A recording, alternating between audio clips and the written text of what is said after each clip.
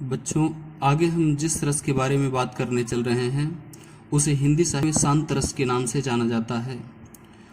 तो आइए देखते हैं इसकी परिभाषा क्या है।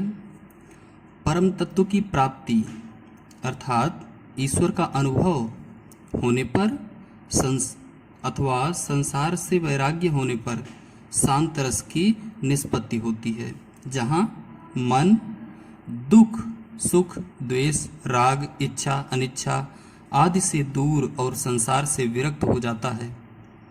इस रस का स्थायी भाव निर्वेद होता है। अर्थात जब व्यक्ति सांसारिक मोह माया से मुक्त हो जाता है, जब राग द्वेष से मुक्त हो जाता है और जब ईश्वर की आराधना में लीन हो जाता है, तब वह शांति को प्राप्त करता है। आइए इसका एक उदाहरण देखते हैं। ये गोस्वामी तुलसीदास जी के विनय पत्रिका से लिया गया है।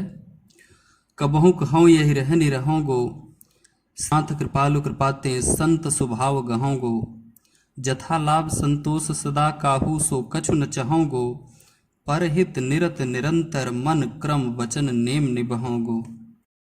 इन पंक्तियों में गोस्वामी तुलसीदास जी ने कहा है कि कभी मैं भी इस तरह से रहना प्रारंभ कर दूंगा।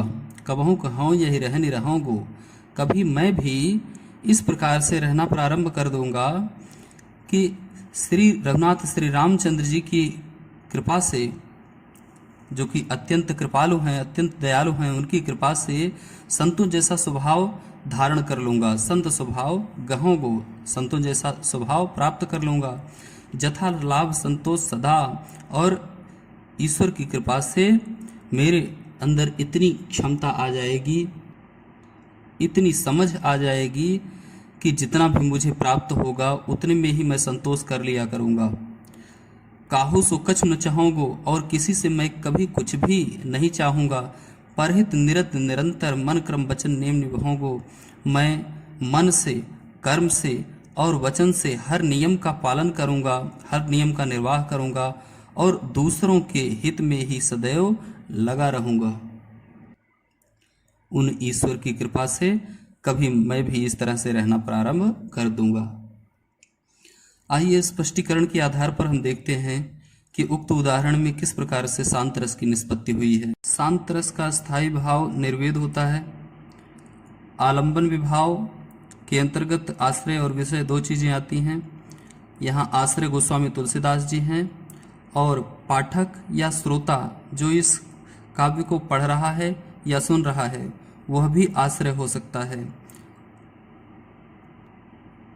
क्योंकि जिसके हृदय में शांत रस उत्पन्न होता है वही शांत रस का आश्रय बनता है।